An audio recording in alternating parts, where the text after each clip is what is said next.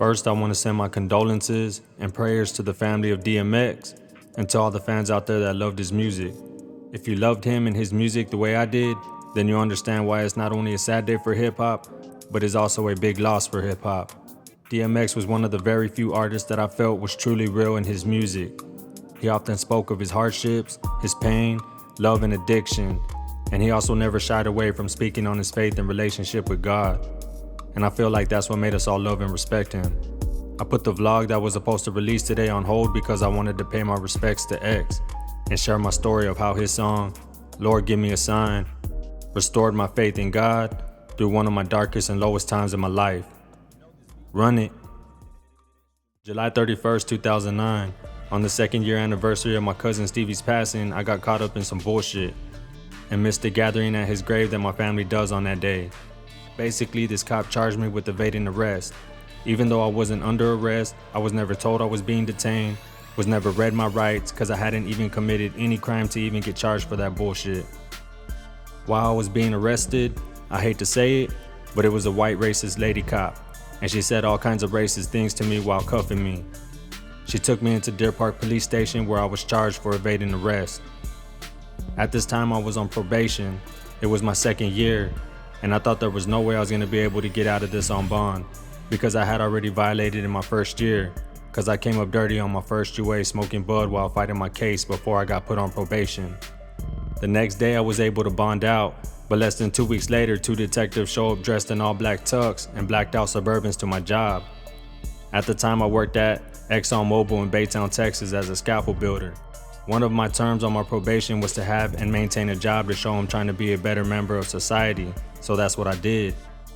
When they got me, they told me I had violated probation by catching another case, and they would have to take me in, and I would have to fight my case from behind the wall. In that moment, I was mad at myself, because once again I realized all my bad karma from my past was coming back to me, and there was nothing I could do. At this time, I had been trying to do everything right. I stayed out of trouble, I stopped smoking and selling drugs, and just wanted to do good because now I had a daughter, and it was important to me to be present in her life. They handcuffed me at the gate on the job site, and everybody watched, including the company bosses. I get put in the back seat. The detective allows one call, so I asked him to call my mother from my phone. He had to do it because I was handcuffed. I tell my mom I'm going to jail, and she tells me she would call the lawyer ASAP. We tell each other I love you and hang up. I asked if I could notify my daughter's mother so she wouldn't worry when I didn't show up after work, and he let me. I tell her the same things, and now I'm on my way to 701 Franklin in Harris County. I didn't bother to pray. I just remember looking out the backseat window and thinking this would be my last time seeing the free world for maybe the next few years. And as I looked up at the sky, I cursed that God and just told him, why would you do this to me now instead of back then when I had nothing to lose? I didn't bother to pray because I felt like at this point God left me and could no longer hear me or help me, and I deserved it. I get to jail, go through processing, and get put in one of those dorm-like cells. As I walk in, I see 2 people that look familiar, but didn't know why until I realized they were the ops. At this time and before, I had a lot of enemies. Even though I didn't want to get more shit added to my list, I was ready to fight whoever and even told myself I'm gonna put hands on somebody. I just wanted to take my anger out on somebody, up until my daughter popped up in my head. And I remembered, any trouble I get into here would only make my case harder to fight. So I played it cool, but I let it be known I'm ready for whatever. Both those guys end up telling me they ain't trying to have no problems. They're trying to get back in the free to their families. So we ended up agreeing to leave the problems in the past. That night I laid in my bed and couldn't sleep. I needed God more than ever and kept repeating, God, why are you putting me through this right now? But I still refused to pray. And at that exact moment, the officers called people's names that were getting released, and one person jumped up quick. And as I looked up, he walked straight to me and said, here, God told me to give you this. And he handed me a Bible. I looked at him and accepted the Bible, and I told him thank you. But inside I was shocked because out of everybody there, why would he pick me to give this Bible to? After a week of being there, my daughter Mariah's birthday comes up. On that day, I just felt so low and down. I couldn't believe on her first birthday I'm here in jail. I'm not even gonna lie, I wanted to cry. I felt like I failed her. I don't remember ever feeling this low in my life. I was in the rec room looking out the back door. That door led to outside where the caged-in courts are. From that door, you could look straight up to the sky. All you could see was the sky. It was a bright sunny day and I just thought, I wonder what she's doing. Even though she was only one, I wondered if she missed me as much as I missed her. I was really down that day and the rest of the week, and it hurt me more knowing I would have to sit here wondering what was gonna happen for the next 2 weeks, cause my court date was still 2 weeks away. A few days after my daughter's birthday, I get a visit from a homeboy named Eternal E Styles. He was an artist that I met on the day Pimp C died, and we ended up developing a friendship due to knowing his brother and making music. We recorded a lot of music together and had a buzz in the streets of Pasadena. Besides my girl, he was the only other person to come visit me in jail at that time, and he told me he got our song called Blood in My Eyes on Game 101 Street Show mixtape hosted by Trey the Truth. This was a big deal because that mixtape was in the streets heavy at that time. And even though it was dope to hear some news like that, I still felt dead inside when it came to music. My mind was nowhere on music. All I thought about was my kid and wondering how long I would be locked up for.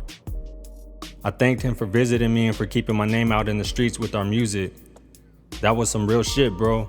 That same week on Saturday night, I believe everybody in that jailhouse was in the rec room watching TV when Street Flavor show came on.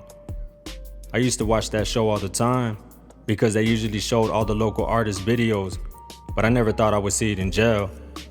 But on this night, they were doing an all-Christian rap segment. I didn't know what to expect, but I stayed in my chair and watched, even though most of the people were laughing about the Christian rap thing.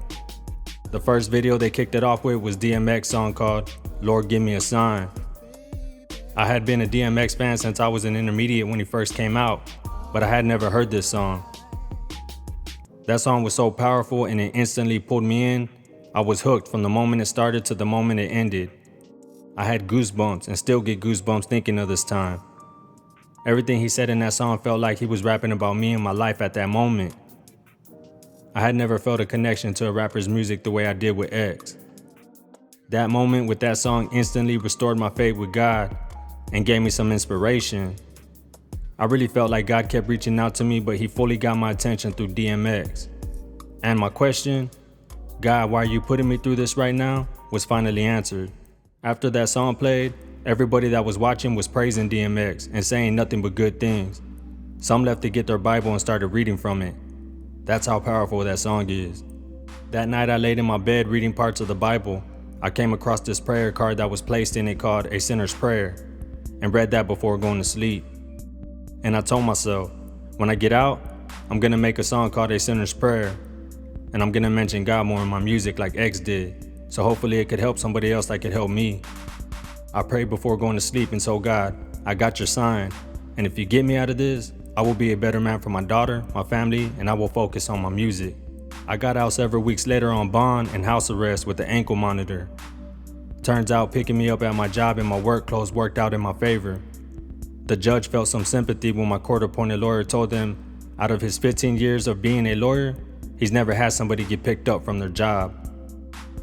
Even though the lawyer said that, I felt like God really pulled the strings. That whole situation was a life-changing experience for me.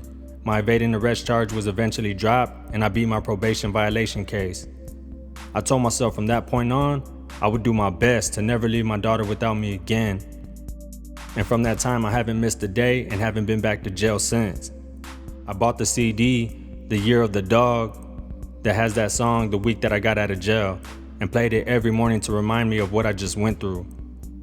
DMX's powerful song and God's powerful will both saved me during one of my darkest times in my life. Thank you, DMX. Thank you, God.